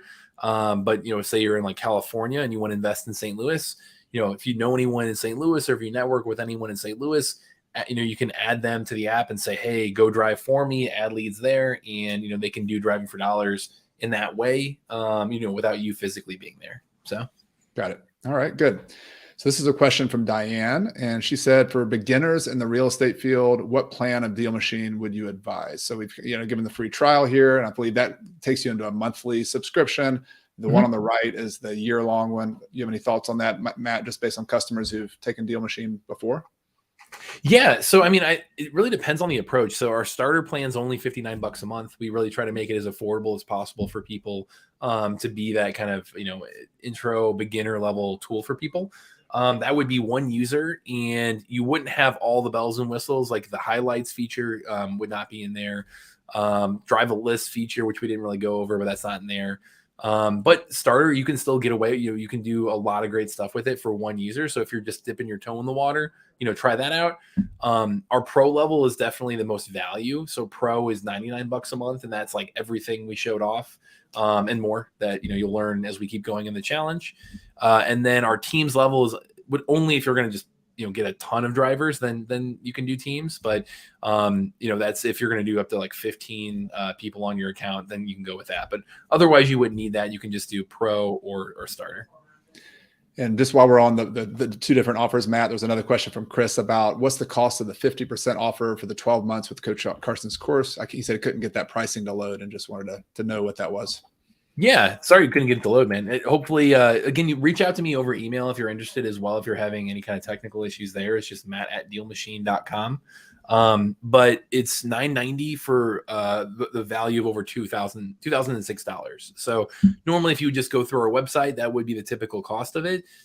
Plus, Chad's course and all that free. So instead, we're breaking that down into $990 over, it's a 12-month subscription there. So, again, if you're going to commit to more than, a few months for sure, like, and you're saying, hey, yeah, I'm going to do this for a year or more, then this is definitely going to be your best route for that versus anything on our site. So.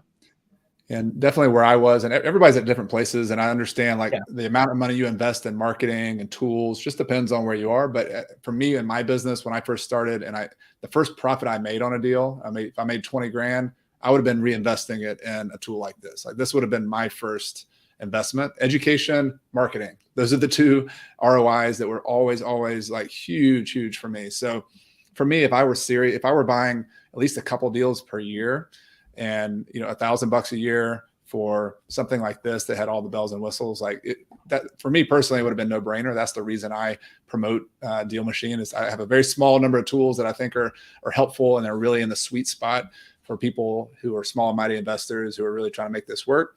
But again, I understand you have to. I don't want you going into like tons of debt because you need to buy something. But if you have some cash available to invest in your business and you want a good ROI, these are the kinds of things: tools, marketing tools, education. Always been my thing that I've always invested in when I have the cash available to do it. All right, let's keep going with these questions, Matt. These are good questions. Yeah. One of them, Travis said, "Does this track mobile home data?" So we've talked about houses. We've talked about mobile. I had a similar question about multifamily property. Can you track multifamily within Deal Machine? Like what kinds of properties can you differentiate within there? Yes to both. So that's something, again, we really talked about driving for dollars today. So if you're driving past that property, in real life, it could be, mobile homes, it could be vacant land, it could be all kinds of different things. You'll just see that dot inside Deal Machine that you can click on and then hit add lead, right? But if you want to use things like our highlights filter, this highlights button that's got thousands of different data points that you can tap into and use and help you identify those properties. So one of them being like, hey, let me create a highlight and let me look at unit count, size of, that's greater than 4, if you're looking at, 5+ units, or, if you're looking at 1 to 4 units, or, 2 to 4 for a multiplex, or, what have you can get more specific on that highlight filter with that. You can also look at, we have a funny catch-all that's weird and unusual property types. And this has, like you said, mobile home. Hey, let's see, mobile. We got mobile home with trailer park. We got, mobile commercial. We've had everything from there to like campground RV park to industrial stuff to manufacturing to all, hundreds of different data points you can tap into. So that's kind of a catch-all highlight that people use often. I think the majority of people, it's single family, but then we have a ton of different really powerful features that less people are even necessarily aware of that might be a really great opportunity for you to be leveraging that others aren't. So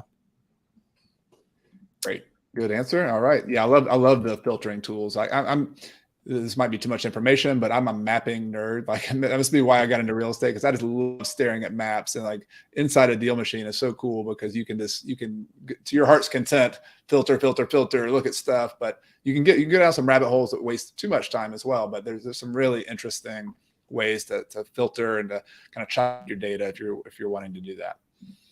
All right, so some other good questions here. Justin said, within the app, can you share lists or maps with team? Oh, 2 or 3 people in your family, like your husband's going out and looking at properties, and your kid, and like how does the sharing work among team members? And specifically this question was, can you share lists and maps with other people? Gotcha. Yeah, you cut out briefly there for me, but I think I got it. So really, anybody inside Deal Machine using, especially that pro level, that's probably the main differentiators. If you're on our pro level, you can have 3 accounts of people like for this exact instance. So with that approach, I would say jump in here, click on your profile, add to your team. You can invite by email people to come in here and be able to quickly access Deal Machine and use it on their own. And you can do, there's a lot of nuances of things that you can do with it. Like, for example, with Elliot, I can go in here and I can change his permissions to show you like, hey, can he only add leads? Can he, access my billing? Like what level of access do I want to give that person? And then if you are having somebody in your family add leads as well, and like be able to use this as a way to do that as part of your team, you can go to this leads tab, which we're going to spend a lot of time on next week. And you can go in and see like, hey, yeah, show me all of the leads that were added let's see, added by that person. Cool. Confirm that. Apply.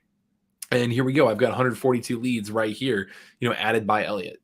So you can do a lot of stuff like that, where you can see like the leads that they've added. You can go in here and see like, hey, yeah, let me go to my drives, past routes. And hey, I see Elliot added 4 leads. Let me click on that. And I can see, hey, he drove for 11 minutes, drove for, 0.74 miles. And here's the exact route he took. And so this is where I mentioned like, hey, I could do a whole follow-up kind of, deep dive masterclass on building out a driving team and managing this stuff. Like that could be a really fun feature challenge, I think. But especially for this one, I wanted to keep it simple for you guys of, hey, go out, just simply you yourself, go add 100 leads, whether it be physically or virtually, and, get to that first 100 lead threshold, because we know if you get to 100 leads, you are doing the right things to set yourself up for long-term success. And that those actions are going to snowball on each other and get easier and easier and easier. And you're going to go land that first deal and many after that. So. All right, Matt, I had several questions on the data. And so maybe you could speak to what you can about the source of the data. Is it a mix? Like some people ask, if I have a rural property out in the country, is it just Google Maps or is there other data? So maybe source of the data, and then also how current is the data that you do source? Yeah. So in terms of current, it is updated every single morning. So it's daily updates. We actually have, like, for example, if you use our list builder, we have smart lists enabled where say you drew around a certain area and say, hey, show me all the, all the properties that haven't sold in 30 years in this area. And then the next day a property sells. So, the data updates and you no longer fit that criteria. It'll actually automatically remove that property from the list because it doesn't fit that criteria anymore. So it does cool things like that. But the data is updated every single day. In terms of source of that data, we don't share all of our sources, but I will tell you it is quite a few different things. We have one major provider that gives a lot of the county assessor level data. And that's something like, even if you go in and you add, you click on a property and you go down here, you'll see the county link, right? That's all public information, that county link. We're aggregating all of that, so it's easy to have access to it, but you can click on that county link and go to that county site and see like the actual, property, information right there too. So we have a lot of, a variety of different data providers between skip tracing data and map data. We've got Google Street Image for the virtual driving for dollars. We've got the county assessor data. We've got, MLS data that we pull in. That is one thing I will mention is you may have noticed these like light blue dots around me here. Like right here, 4901. That means that property, or 5834, that property has sold within the last 12 months on the MLS. That's what that light blue highlight is. So we have MLS sold at every single state, regardless. It could be non-disclosure states. You could be in Texas, and there's probably 13 or 14 of those non-disclosure states at this point. You could be anywhere in the U.S. and we've got that data too. So there isn't necessarily an easy answer on all of our data sources, but wanted to just be as transparent as possible for you guys. You might have answered it just now, but are there some markets where there's like, can you tell when there isn't data in a particular market, or if you're in a county in a certain place that doesn't have a big population? I guess during the free trial, you could go in and tell if there's data in your market or not, right? That's what I was going to say is, in general, I'd say just default to that free trial and poke around a little bit and be able to figure out like, hey, here are the areas I'm trying to drive. Is this a great fit for me there? I'll say the vast majority we do. St. Louis is a little bit of an outlier with sold data. And there's a lot of political reasons to a variety of different things like this. But yeah, I would say like, hey, try out the free trial, go check it out for that area. And you can kind of, that'll help you make some decisions there, just because it's so case by case. All right, we've got a lot more Deal Machine questions, which is awesome. I love all these. I'm glad you're here to help me answer these, Matt. But Kristen had one is more just a general question about buying properties, and we had talked about HOAs earlier, and can you identify them and how to find out if a property has an HOA or not? Which I mentioned, look on the MLS or the Zillow listings. But this person, Kristen, asked, do you recommend buying an HOA properties? And I would add to that condo associations as well. And I'll just give you my opinion. Everybody's got different opinions on this. I own a few properties that have HOAs of single family houses, and they've been good investments for me. in particular though, they are probably more kind of low frills HOA. They don't have like, some luxury properties have very expensive HOAs with a lot of amenities and a lot of, golf courses and things like that. I don't think those have not been as easy to make sense for me in my investing. I prefer properties that have very low overhead expenses, and HOAs just add to that often. But if you get a return, like I have one property is a single family house, and I think we pay $350 a year, $400 a year in HOA fees. And there's a community pool. They, keep things clean. They have a little HOA association that makes sure things are taken care of. And it's fine. Like that works just fine. Condos are a little bit different deal because there's some common ownership of the property. And in both cases, you just want to there's an extra layer of due diligence you have to do with an HOA or a condo association that you don't have to do when you don't have one. And that extra layer of due diligence is making sure the association is solvent. They have enough money. You actually have to look at their budget, make sure they've been setting aside enough money. If you're buying a condo building, I have a friend who bought a property, and less than a year after he bought the property, they had what's called an assessment where they said all property owners need to pay $1,500 each extra to help us replace the roof. Well, they had not been saving enough money to replace the roof with their regular fees. And so that could be a common thing, especially in older buildings. How well is it managed? What are the finances like? And so you got to do some extra digging there. And you also have to do some extra digging on the regulations, because some HOAs have rules about whether you can do Airbnbs or whether you can't do Airbnbs, for example, even some that say you can't or can rent properties. So there's some extra gotchas that I put in the kind of the due diligence category. And when I have a course all about checklists of due diligence, I have a whole section on HOA and condo association due diligence that you just need to do extra. But with all that said, in some markets, especially high price markets, some of the condos can be some better deals for you in those areas. You have to look at it on a case by case basis. Good stuff. All right. Hopefully I wasn't glitching and going in and out on that, but no, I think I heard you there. All right. So Mike let's go to some more Deal Machine questions. Mike says, having used some similar apps that have become glitchy on the road when they're out there using them, how does Deal Machine stand apart on those issues, the glitching when you're driving kind of live, using it? Yeah, absolutely. And that's something we actually, I'd say 2 years ago, we upgraded our map provider.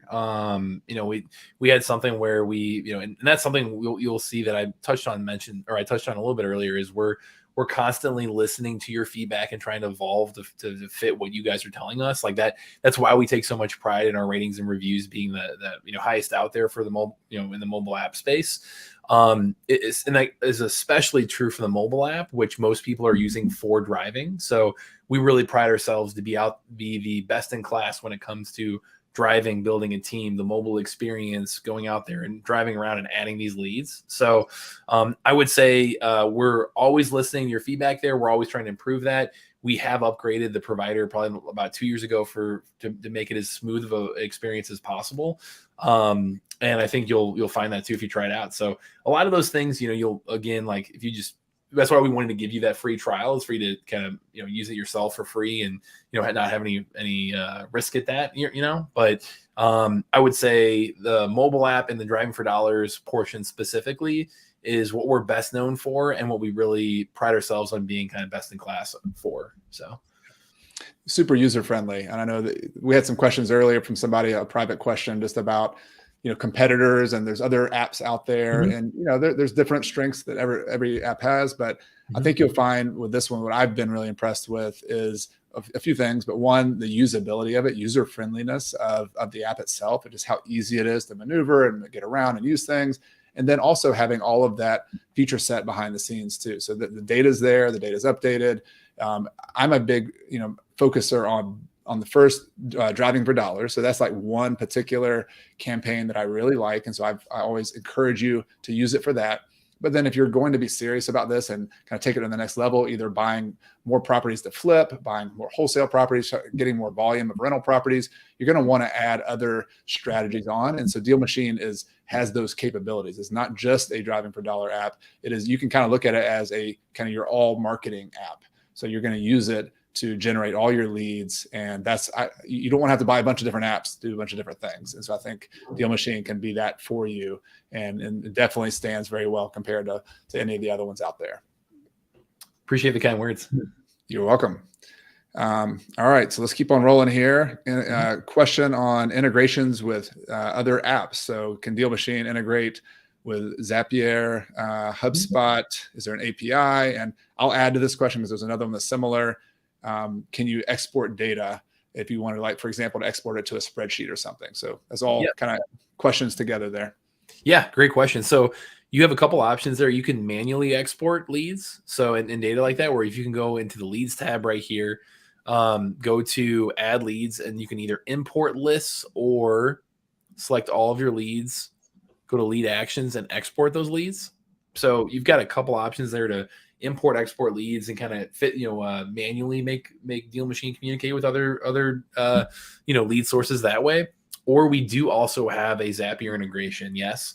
There's a ton of them. I believe HubSpot's one of them, but there's a ton of those on, if you go to Zapier.com, which I'll throw that in the chat too, if anyone's familiar with using that as a way to automate workflow and things. That's definitely something that we use actively over here and have plenty of people using as well. So I would say if you're tech savvy and you're open to using Zapier as a solution, that's a great way to automate data sharing between Deal Machine and other things that you might be using. All right. Awesome. All right. Questions. Let me keep on. We got a lot of them on here. I'm going to keep rolling up as long as you have some more time. Yeah, I'm good for another like 15 minutes. So okay. Yeah, I think we can make it through as many of these as we can. Farah asked about skip tracing. We're going to talk a lot about skip tracing next week. I don't know if you want to just. I'll give you the quick version is when you find some of these leads, this is one way to get in touch with people and find phone numbers. And there's a tool built in to Deal Machine to allow you to do that. And you actually get some free credits for that as part of some of these packages. So, but you'll have a lot more to say on that next week, right, Matt? Yep. Yeah. Next week's gonna be really digging in and showing you like, hey, now that you've done the homework, now that you've completed, let me go back to that for you guys. Now that you've completed this week's homework of getting you 100 leads, here we go. 100 driving for dollars leads. Awesome. Next week is what to do with those leads and how to really reach out to them, how to what the most successful investors are doing consistently that we're seeing to land, again, 10,000 plus deals. Like, here's the formula of what they're doing, how they're reaching out, the different marketing methods, and how frequently they're reaching out. So, and skip tracing, mail, all of that is part of that section. Okay. All right, we've got a good variety of questions. I'm trying to pick out a couple different ones. Sarah had asked me about analyzing deals. She said, are we going to be focusing on analyzing deals during these 3 weeks? And my response on the chat was, this is more about generating leads, making offers, and actually getting in touch with the sellers, which is sort of the first part of the process of buying. But I did say I pride myself in being a deal analysis nerd. So definitely all of you use me as a resource here during these 3 weeks, the Q&A afterwards. Definitely ask questions, but the point here is going to be, let's just try to talk to the sellers first. Let's try to find these motivated sellers. The next step is clearly you got to start analyzing the deal too. And that's definitely a part of the process. But I would say if you get a bunch of leads coming in, you're going to have a much easier time not having to overanalyze things. You're going to be able to tell pretty quickly, like, oh, that one's priced a lot lower than that one. That one has a lot better cash flow than the others. Yes, there's some nuance and some, it can be intimidating sometimes running the numbers. I'm happy to help you. I have a lot of videos on that. I have free spreadsheets I can share with you. So definitely ask me, Sarah. But for this homework this week, just generate the leads. Just find those properties, put them on a list. Let's just keep it simple. And then as we get into the next week of marketing to them, and if you finally start getting some calls from people, then yes, analyzing the deals will be the next thing. Yeah, week 3, we do include a portion about comps. There's a comping feature within Deal Machine as well that I'll talk about a little bit. But yeah, I mean, finding the comparable after repair value of other deals that are similar to that property nearby, that's a key number within that deal analysis process. So we can help in that way, but Chad's phenomenal. I mean, an expert at the deal analysis stage. So we'll touch on it in week 3, and that'll when we get to that stage, we'll be able to help out there too. So cool, awesome. All right, so many questions. I'm trying to kind of filter through some of these. Somebody had some questions about financing. I think that's another one. Here you are generating leads. Maybe you do negotiate with somebody and run the numbers. How do you get your head around the financing for the properties? That's definitely something that a lot of people have challenges with, both as a new investor and also if you already own a couple of properties, but you've kind of run out of ability to get more traditional loans. That's something that you might run into. And I'll give you kind of a quick answer and also say this is a bigger topic, which is another awesome topic. I have focused a lot over the years on private money, seller financing. You could put it under the umbrella of creative financing, sort of thinking outside the box, non-bank kind of financing. And so that's sort of my expertise and something I focused a lot on.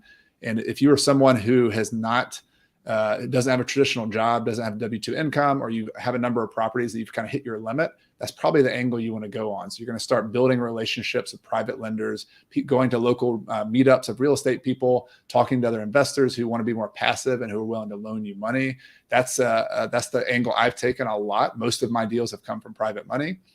I've also negotiated directly with sellers. And so this is relevant for what we're talking about here. If you get somebody calling you and they're more motivated, they might be more open to a seller financing scenario, either where they own the property free and clear and they become the bank for you and you make a down payment to them and start making monthly payments to them. I've done a lot of deals like that. There's also some other kind of variations on seller financing, like buying subject to the mortgage, where maybe you take over payments on their mortgage and get a deed to the property. That's a pretty big opportunity right now because there's so many low interest mortgages out there. So instead of going and getting a 7% mortgage, you might be able to take over payments on a 3% mortgage from someone. And so there's some nuances of how to do that and think about it. But I just want to say there's lots of possibilities there, and you need to match, one or two financing strategies to what your situation is. If you have a good job, good credit, and some down payment money, go with a traditional source. Because that's the best interest rates, the best terms. If that's not you, then you need to educate yourself and start learning more about how to build some of those alternative creative financing sources to buy your deals that come in from all this lead generation that we're going to be doing for the next 3 weeks. Love it. I will mention I've had some specific Deal Machine feature questions too that I see in the chat. One really, really useful resource here is if you go to content.dealmachine.com. I'll put this in the chat too. Content.dealmachine.com. We have a ton of demos there. If you have a question about skip tracing or mail or the CRM or comps or whatever, if you just search that in the chat there at content.dealmachine.com, if you search that in the video search bar, we have a ton of demos that address some of that stuff. So bookmark that, and that'll give you a really good resource to use and be able to even after this answer some questions. So awesome. I was just answering a question from Paul about this very specific question. If you're doing a bank loan and you have a duplex or a triplex and you have an ADU unit, which is like an apartment unit in the back, does the bank count that rental income to help you qualify for the loan? And it just depends on the bank. Every bank has different qualification criteria. It would help though if that ADU has been rented already. So if you're buying it and it's vacant, they're probably not going to use that rent necessarily. They want to see a history of season and what that rent has been. But again, it depends on the bank. If you have a bank that's a little more conservative, they're probably not going to count that.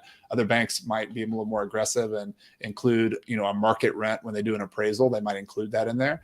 So it depends, but it will help your case. If there's already rent there, you have a lease and you can show that to the bank, that'll definitely help you with qualification. But another tip is you could try to buy the property with a commercial loan or like one source of private loan or something else, and then get the property rented, get the ADU rented, and then go back and refinance it 6 months from now or 3 months from now. Then you'll have that history of having the ADU rented, and that might help you qualify for more at that point. All right. Matt, do you see any other questions in there that you want to jump on first? Because we're running out of time here. But yeah, if you see one, I'll pick one or two that I think I want to jump on, and then you can pick one that you think it might be best to try to get to as well. Yeah, I'm seeing a lot of individual Deal Machine questions. Really, really good stuff, by the way, too. So, yeah, I do think that content.dealmachine.com will help you guys, for any individual follow-ups on like, hey, here's how to, do, find again, send mail or any individual product questions. That'll be a really good place as well. Again, just my email is just matt@dealmachine, matt@dealmachine.com. Feel free to reach out there too. I want to be a resource for you guys throughout this whole thing and help out as much as possible. So really excited. I mean, again, everything we teach in the challenge, we want to give you as much free knowledge, resources, support as possible. Again, Deal Machine can be, and we built it to be a really effective tool to help you save as much time as possible and help you spend your marketing dollars as efficiently as possible if you're going to do like mail and skip tracing and things like that. But regardless, like we want to make this as free / low cost as possible. So if you do try out Deal Machine, if you do find it as a useful tool, awesome, invest in yourself in to go find that first deal and many deals after that.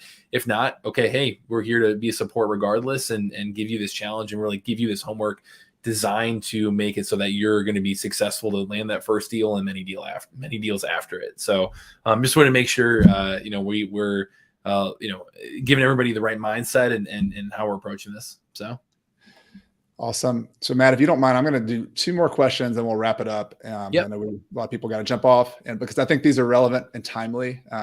Diane had a question about, given the current economic conditions, how do you make sure you're not buying in a bubble? So that I know that's on a lot of people's mind. It was a question I got a lot last year in 2022 as well. The short answer is that my strategy of buying real estate investing is to always think very long term. And so the most cycles in real estate happen in a year, 2, 3, 4.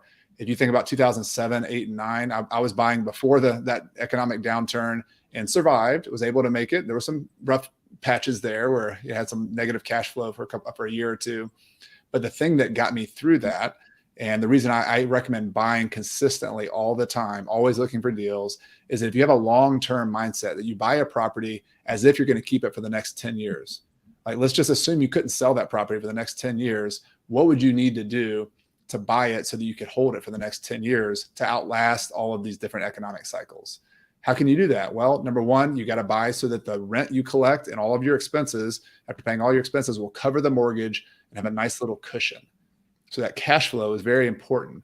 And I know this all is more difficult, and sometimes you have to be more picky with your deals. You got to run the numbers a lot. Sometimes you got to put more money down to make that work. But you want to buy so that you can sit on the property, you can hold it and go through the storm. You also want to finance it in a way that allows you to kind of hold through whatever's happening. So if you finance with a property that you have to refinance it in 3 years because it has a balloon payment on the mortgage, that's super risky. A lot of commercial mortgages have balloon notes, and that's going to be a news story in the next couple of years. A lot of commercial multifamily type investors, their balloon notes on their note, they're going to have to pay their loan, all of it at one time, or they're going to have to refinance, and the interest rates are a lot higher than they were 3 years ago. So financing is important. Running the numbers is important. And the third thing, if you can buy in any market, if you focus on quality locations. If you start with a good location, you buy in an area where the population is increasing, you buy in an area where good jobs are, you buy in a street that has good potential. Markets are so local. Like, there's a national economy and there's local economies. And I like to coach people on focusing on the local demographics and what's going on in the economy. If you buy there and you buy with good numbers and you buy with good financing, it's still a good time to buy and have a long-term perspective. So I like to keep that in mind. And that's not just me saying that. Warren Buffett says that. He says every investment he buys, he would buy it even if they shut the stock market down for the next 10 or 20 years. He buys it for the long term. That's my mentality. I know that's a rental kind of focused investment, but even if you're flipping properties, you need to have a backup plan. Whenever I flipped a lot of houses, I always said plan A is to flip it, plan B is to flip it for a lower price, plan C is to keep it as a rental for a long time. And that's what we had to do in 2007, 8, and 9. And because we had the plan C, we were able to live to see another day financially. Great stuff. Right. That's a great way to think about it in general. And the only other thing that I keep seeing recurring as well was I had a few people ask, like, what makes us unique in general. I mean, I think, just on the Deal Machine front, again, there are a lot of individual features we can point to. In the driving for dollars approach, we really, really heavily invest in that and focus on that and make the mobile app experience be as simple and easy and supportive as possible. Our support team is extremely responsive too. But I think in the end, we objectively really point to and say, hey, if you look at ratings and reviews and our customers doing the talking, we're the highest rated, most reviewed app out there for investors to find off market deals. So that's really kind of the thing that we fall back on and showing, hey, we wouldn't be a business at all if our customers weren't happy with it. So, that's kind of the metric we try to point to. So just kept seeing that pop up. Wanted to address that one more time, Chad. No, good one. All right. There's so many good questions. I'm going to answer one more. That was the economic question. The other one was, how does a beginner compete with seasoned big investors using Deal Machine? And I think this will be a good one to wrap up on, and then because this is about lead generation.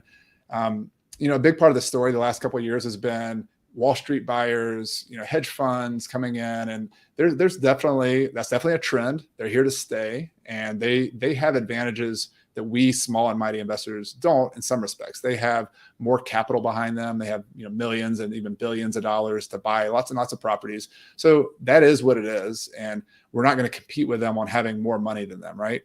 But what I think we can compete on is that we don't need to buy tons and tons of properties like they do. The advantage of a small and mighty investor is I compare it like we are like the little, small maneuverable motorboat, and big hedge funds and big Wall Street kind of buyers, they are like this huge ship that has a hard time turning. It takes a long time to turn that big ship, whereas we can pivot, change. You can change your strategy tomorrow because something changed in your market.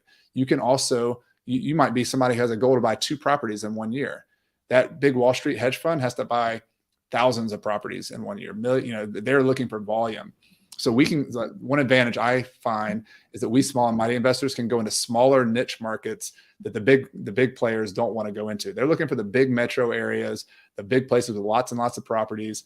I love for small and mighty investors to go into what I call those satellite cities. And you can think of them as think about like Atlanta, Georgia, for example, being like the sun, and around Atlanta are all these little small suburban areas that have 20,000 people, 50,000 people, and they're sort of in the gravity of Atlanta, but they have their own little ecosystem as well. I love those little pocket little neighborhoods and cities. There's even a term for those. There's a guy who wrote a book called Big Shifts Ahead, I think was the name of it, by John Burns. He called these suburban areas. So they're not suburban, they're not urban. They are little pockets of towns that have their own identity, their own downtown. They're in an economic area that has a lot of job growth, but they have their own little community center. So the point, I guess my rambling there is, you as a small mighty investor can be pivot, you can be flexible. You need to pick markets where they're not necessarily as competitive with the big players, and you can compete. We're still here. We're still doing buying lots of properties. Small mighty investors are going to be here to stay. And I think 90% or 95% of the landlord-owned properties in the country are still small investors. They're not the Wall Street investors. As much news as that gets, we're still the people owning most of the rental properties. So let's just focus on what we can focus on, which is generating leads, making offers, negotiating with people, and I promise you, we're going to be just fine. Love it, man. That gets me fired up, and I love your approach in general. It's something that, scale in a smart way, and that's what our goal with this challenge is as well, is, hey, get out there, and we want to teach you how to go find that first deal, how to go find that next deal in the most profitable way possible, buying right and going direct to seller to do that. This first week, again, your homework is to go build that list of 100 driving for dollars leads. Start there. If you missed the replay, or if you're just joining us, if you missed the rest of this, we're going to be sending out the replay tomorrow for everybody to go in and be able to get the full breakdown, the pro tips, take notes. We did Q&A throughout this whole thing. We gave special deals. We gave instructions on how to join the giveaway, all of that stuff. If you're on YouTube or Facebook, again, it's coachcarson.com/challenge. It's at the ticker at the bottom there. Join there to be able to get invites to these in the future, the homework, the pro tips, all that stuff. But I'm fired up for the next 3 weeks. I love that you can come in here and give people some perspective, and we're excited to give people as much value as possible, man. This is awesome. This has been fun. So many good questions. Thank you all for being here. This fires me up because I can see you're out there, you're ready to go, you're asking the right questions. We're all nervous about certain things, but we're still taking action. So Matt and I are here to support you. We're going to be emailing you throughout the week, and I just look forward to seeing you again next Monday. Thanks for your time, and thanks for being here. Love it. Thanks, everybody. See you in a week. Have a good night or a good afternoon. See ya. That's where you're at. All right.